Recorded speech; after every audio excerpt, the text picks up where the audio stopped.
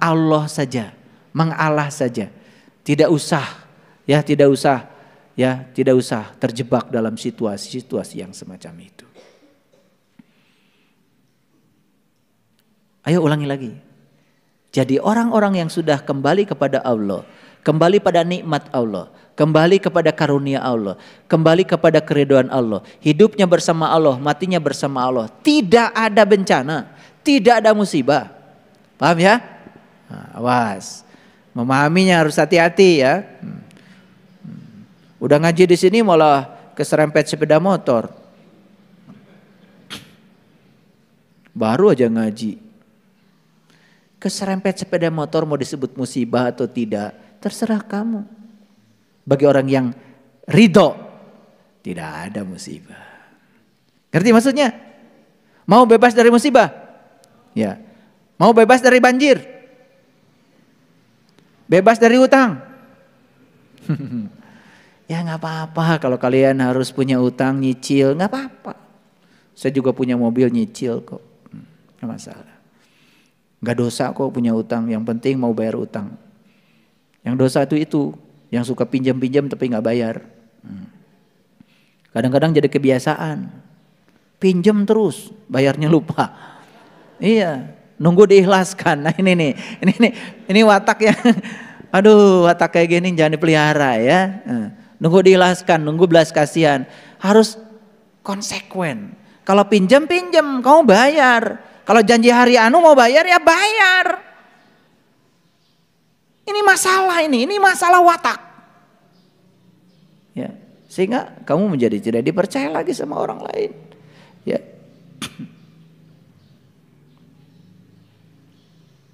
Nah, jadi ayat ini mengatakan ya, padahal kepadanya lah menyerahkan diri segala apa yang di langit dan bumi, baik dengan suka maupun dengan terpaksa. Lihat saya semuanya. Melepaskan dengan sukarela gak sakit. Tapi melepaskan dipaksa sakit.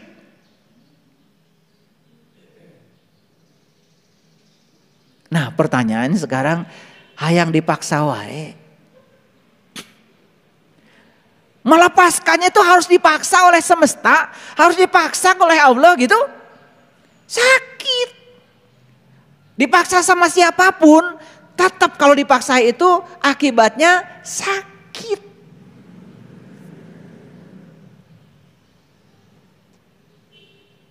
Udahlah sekarang. Ayo, selepas dari sini latihan. Nah itulah pentingnya kita pergi sekarang ke rumah sejati kita. Pergi ke rumah diri kita yang sebenarnya. Pulang kepada Allah. Bersama dengan Allah semuanya menjadi mudah. Gak ada musibah, gak ada bencana. Kenapa? Bersama dengan Allah kita menjadi mudah melepaskan. Ya Allah, terima kasih. Saya dikasih rezeki yang luar biasa. Hati-hati. Ketika rezekimu luar biasa, tidak sebanding dengan upayamu, hati-hati, itu bukan berkah.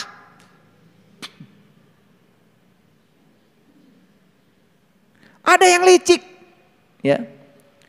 Jadi pegawai negeri sipil, maaf ya,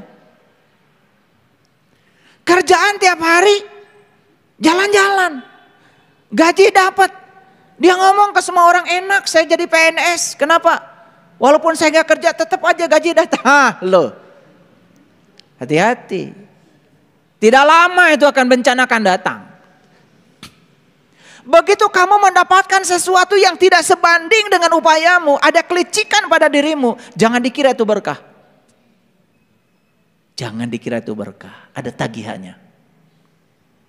Makanya lihat orang-orang yang semacam itu, kerja enggak tapi pengen dapat gaji, duitnya enggak berkah. Anaknya sakit, istrinya sakit, dikit-dikit ke rumah sakit, ya. Kadang-kadang duitnya ditipu orang, itu karena gitu. Awas, hati-hati ya. Belajar spiritual itu harus ada kesebandingan. Kamu pinter, ngomong berapa menit kamu dihargai orang. Kalau itu sebanding dengan kepintaranmu, kamu dapat berkah, itu bagus. Tapi kalau sudah mulai licik membohongi orang, kamu dapatkan penghasilan sebanyak-banyaknya, itu juga akan berakhir dengan penderitaan. Kan pernah dengar ada investasi bodong? Investasi bodong itu kan sebenarnya tipu-tipuan dengan berkedok investasi yang ujung-ujungnya kan nyedot duit orang. Dia mencari rezeki dengan cara yang tidak sebanding dengan upaya dia. Dia kira itu bagus. Nih anak-anak saya, kalian cari rezeki yang sebanding dengan kompetensimu, yang sebanding dengan upayamu, yang sebanding dengan keahlianmu. Itu yang berkah. Rezekinya gak apa-apa banyak juga. Yang penting halal.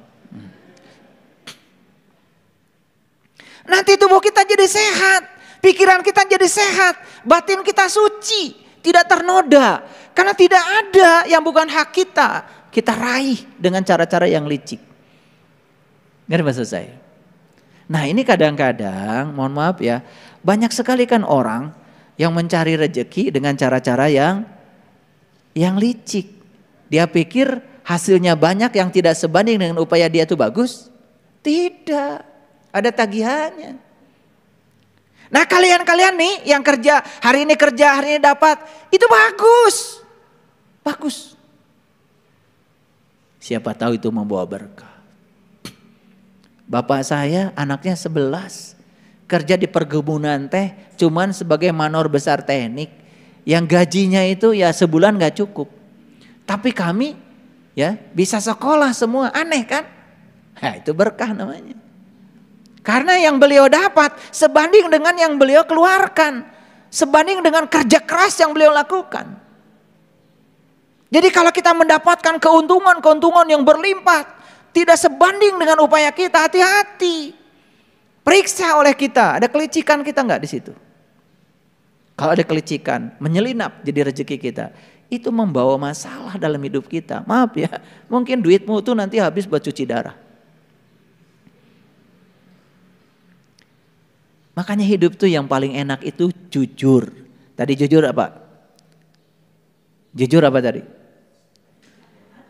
Pikiran sama, tulis pikiran sama dengan perkataan, sama dengan perbuatan, gitu aja. Definisinya nggak pusing-pusing.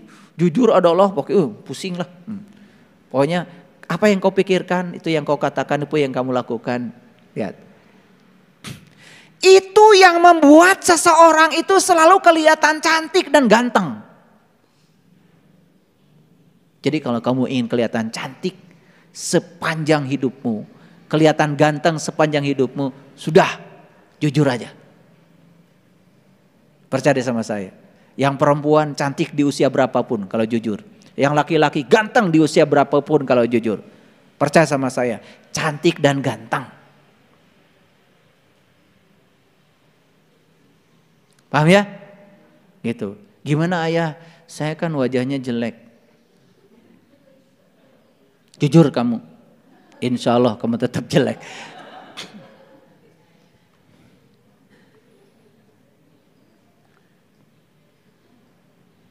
Makanya yang jelek wajah itu jangan takut naksir. Karena yang berhak takut itu yang ditaksir. Ini pesan penting dari saya.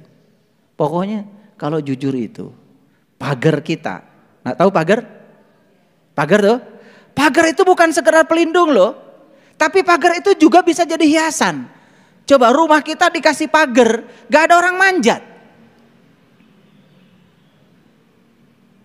Dan pagar itu bukan sekedar pelindung, tapi juga bisa perhiasan. Apalagi pagarnya pagar hidup. Betul gak? Coba bikin pagar di depan rumah pakai pohon singkong. Kan tiap pagi ngundur singkong. Betul gak? Itu pagar. Bahkan pagar itu bisa ngasih makan sebetulnya. Kalau jujur jadi pagar kita, apa yang terjadi? Dipagerin. Maka kita akan menjadi terlindung, ganteng, betul? Karena ada pagarnya, ada sarungnya. Maaf ya, makanya udah usaha kecil-kecilan, gak jujur lagi, ya tambah kecil. Coba, jujur deh. Jujur. Apa yang kamu katakan, lakukan. Jangan suka menarik perkataan. Kalian kadang-kadang ngomong suka basa-basi, jadinya basi. Contoh begini, ayah sebetulnya sih saya pengen ngaji. Cuman, kalau kamu nggak datang di sini, kamu tuh nggak pengen. Kalau pengen pasti ada jalan dari semesta untuk datang di sini. Ngerti maksud saya? Jangan ngomong gitulah sama saya, basa-basi itu. Sebenarnya saya pengen datang, cuman kamu itu nggak pengen datang. Kalau pengen datang itu harus ada di sini. Ke saya jangan ngomong gitulah, itu kan menghina saya. Cuman kadang-kadang saya kan harus ngelus dada aja ya. Lihat anak-anak saya model-model kayak gitu. Ya. Basa-basi basi jadinya. Jadi oleh karena itu kalau nggak mau datang nggak usah ngomong gitu. Karena kalau kamu nggak mau datang ya kamu juga tidak akan ada di sini. Kalau mau datang dan kencang maunya ya pasti ada di sini. Karena begitu kita mau semesta akan ngasih jalan untuk ada di sini. Paham maksud saya? Nah ini adalah pelajaran penting supaya kita tidak banyak basa-basi. Oleh karena itu yuk mau pulang sekarang? Pulang sekarang. Pulang kepada Allah, gak usah nunggu mati nanti. Karena kalau kita pulang di kehidupan yang sekarang, kita akan pulang sempurna di kematian nanti. Kullu nafsin zaikatul maut. Setiap yang bernyawa harus merasakan rasanya hidup, rasanya mati. Setiap yang bernyawa harus merasakan rasanya mati. Merasakan rasanya mati justru ketika kita masih hidup.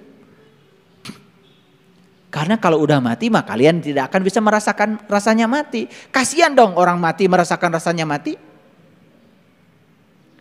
Orang mati mah gak ngerasain apa-apa, disabunin apa, mau dibakar kek, mau di apa gak masalah. Ya, mau meninggalnya di sungai, mau meninggalnya di laut gak masalah. Yang masalah kan kita. Sama-sama ke bumi kok. Betul gak? Ya sama-sama ke bumi, gak terbang ke Mars. Orang jatuh dari pesawat kan sama ke bumi. Mau dikuburkan dimanapun kembali ke bumi kan? Gak masalah sebenarnya. Yang masalah tuh kita. Karena senang memasalahkan yang bukan masalah. Riweh. Iya. Orang naik haji. Mati di Mekah. Telepon kerajaan Saudi. Mohon jenazah kedua orang tua saya dikembalikan ke kampung halaman. Riweh itu ongkosna. Duit ke haji ge nginjem. Tamah balikna kudu mulangkeun nu modar. Buat apa? Dikubur di Mekah dengan dikubur di Jelekong sama enggak? Sama, kembali ke bumi. Betul enggak? Tidak kembali ke Mars. Tidak kembali ke Pluto, sama. Cuman kita aja pakai Betul enggak? Iya. Nah, ini penting. Jadi oleh karena itu, yuk pulang. Ya. Jadi innalillahi wa inna ilaihi raji'un kapan? Di sini, saat ini, sekarang. Ayo pulang kalian, pulang. Nah, saya sudah kasih tahu indikatornya. Kalau kita dalam hidup banyak masalah, pulang. Kalau dalam hidup banyak penderitaan, pulang. Di rumah cekcok terus, pulang. Ayo pulang. Pulang ke jati diri. Begitu kalian pulang, maka kalian akan menjadi pengasih, penyayang bersama Allah itu luar biasa. Gelang, sipatu gelang, sirama-rama. Mari pulang, marilah pulang. Marilah pulang ke rumah diri kita. Gitu. Balik. Ya. Ayo. Rasakan sekarang. Begitu kita pulang ke jati diri kita, sadar bahwa kita bersama Allah. Pulang kepada Allah di sini, saat ini, sekarang. Bersama Allah. Lillah, billah, bismillah. Alhamdulillah, rasakan oleh.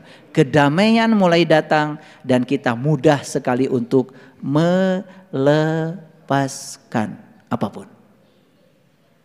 Gak ada lagi saya nanti menerima keluhan itu.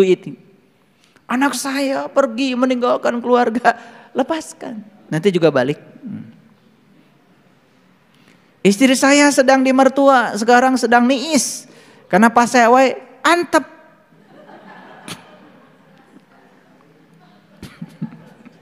Kayak balik.